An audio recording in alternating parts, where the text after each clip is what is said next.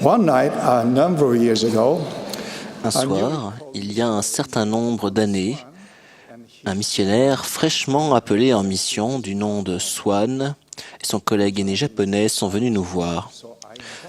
Heureusement, j'étais à la maison. Je les ai donc invités à entrer. Quand je les ai accueillis à la porte, mon attention s'est portée sur le par-dessus de frère Swan.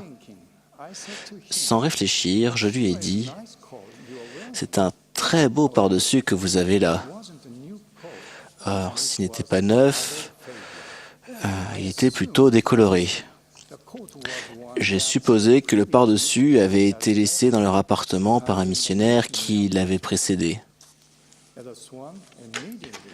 Frère Swan a réagi immédiatement à mes paroles et de manière complètement à l'opposé de ce que j'avais pensé. Dans un japonais hésitant, il a répondu « Oui, c'est un bon par-dessus ». Mon père le portait lorsqu'il est parti en mission au Japon il y a plus de 20 ans. Son père avait œuvré dans la mission d'Okayama. Et lorsque son fils était parti en mission au Japon, il lui avait donné ce par-dessus. Cette photo montre le par-dessus que 2 générations de missionnaires de la famille Swan ont porté au Japon. J'ai été touché lorsque j'ai entendu les paroles de frère Swan et je comprenais maintenant pourquoi il portait le par-dessus de son père en faisant du prosélytisme. Il avait commencé sa mission avec l'amour qu'il avait hérité de son père envers le Japon et son peuple. Je suis sûr que certains d'entre vous ont vécu quelque chose de semblable. Un certain nombre de missionnaires qui œuvrent au Japon m'ont dit que leur père, leur mère, leur grand-père ou leurs oncles étaient aussi partis en mission au Japon. Je voudrais exprimer mon amour, mon respect et ma reconnaissance sincère à tous les anciens missionnaires qui ont œuvré à travers le monde. Je suis certain que ceux que vous avez aidés à se convertir ne vous ont pas oublié. Qu'ils sont beaux sur les montagnes les pieds de celui qui apporte de bonnes nouvelles. Je fais partie de ces convertis. Je me suis converti à 17 ans, alors que j'étais au lycée. Le missionnaire qui m'a baptisé s'appelait frère Rupp et venait d'Idaho. Il a récemment été relevé de son appel de président de Puy en Idaho. Je ne l'ai pas revu depuis mon baptême, mais nous avons échangé des emails et nous nous sommes parlé au téléphone. Je ne l'ai jamais oublié. Son visage bienveillant et souriant est gravé dans ma mémoire. Il était si heureux d'apprendre que j'allais bien. À 17 ans, je n'avais pas vraiment une bonne compréhension des messages que les missionnaires m'enseignaient. Cependant, je ressentais quelque chose de particulier au sujet des missionnaires. Je voulais devenir comme eux, et je ressentais leur amour profond et indéfectible. Je voudrais vous parler du jour de mon baptême. C'était le 15 juillet et il faisait très chaud. Une femme s'est aussi fait baptiser ce jour-là. Les fonds baptismaux avaient été assemblés manuellement par les missionnaires et ne ressemblaient pas à grand-chose. Nous avons été confirmés juste après notre baptême. Frère Lloyd a tout d'abord confirmé une sœur. Je me suis assis à côté des autres membres, j'ai fermé les yeux et j'ai écouté en silence. Il l'a confirmé et s'est mis ensuite à lui donner une bénédiction. Toutefois, il s'est arrêté de parler. Alors j'ai ouvert les yeux et je les ai regardés intensément. Aujourd'hui encore, je me souviens très clairement de cette scène. Les larmes lui coulaient des yeux. Et pour la première fois de ma vie, j'ai senti ce que c'était d'être enveloppé par le Saint-Esprit. et par le Saint-Esprit, j'ai acquis la connaissance certaine que frère Lloyd nous aimait et que Dieu nous aimait. Cela a ensuite été à mon tour d'être confirmé. Frère Lloyd l'a fait aussi. Il a mis les mains sur ma tête pour me confirmer membre de l'Église, m'a octroyé le don du Saint-Esprit et a commencé ensuite à me donner une bénédiction.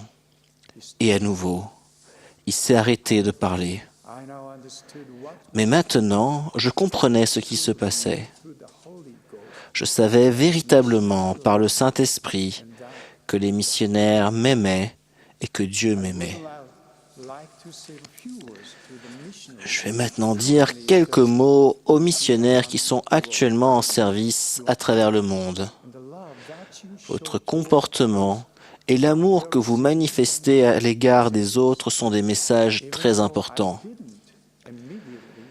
Bien que ne comprenant pas immédiatement toute la doctrine que les missionnaires m'enseignaient, je ressentais leur grand amour et leurs nombreux gestes de gentillesse m'enseignaient des leçons importantes.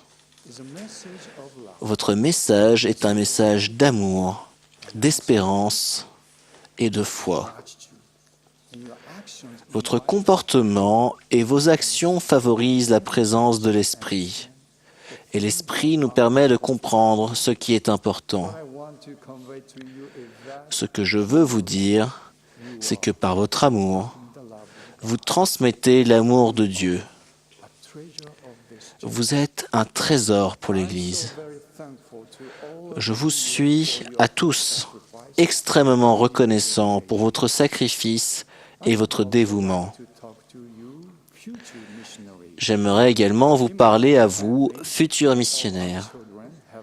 Dans ma propre famille, 4 de nos enfants ont rempli une mission et à la fin du mois, notre 5e enfant entrera au centre de formation missionnaire de Provo.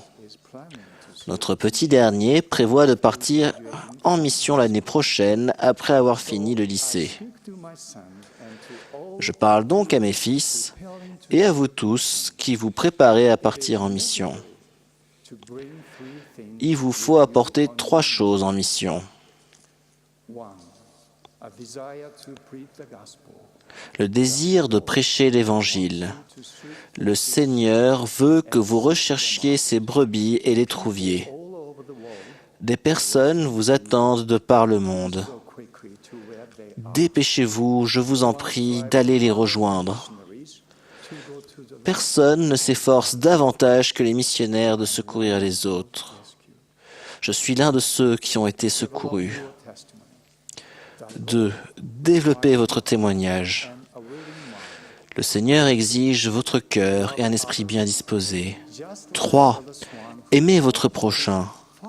Tout comme Frère Swan, qui a apporté avec lui en mission le par-dessus de son père et son amour pour le Japon et son peuple. Et vous qui ne savez pas comment vous préparer à partir en mission, je vous en prie, allez voir votre évêque. Je sais qu'il vous aidera. Je suis reconnaissant que les missionnaires soient appelés par le Seigneur, qu'ils répondent à cet appel et qu'ils œuvrent de par le monde. Permettez-moi de vous dire à tous, chers anciens missionnaires, que je suis vraiment reconnaissant pour tous vos efforts. Vous êtes un trésor pour l'Église. Et puissiez-vous toujours être des missionnaires et agir comme des disciples du Christ. Je témoigne que nous sommes les enfants de Dieu, notre Père, qui nous aime et qu'il a envoyé son Fils bien-aimé Jésus-Christ pour que nous puissions retourner en sa présence. Je dis ces choses au nom sacré de Jésus-Christ. Amen.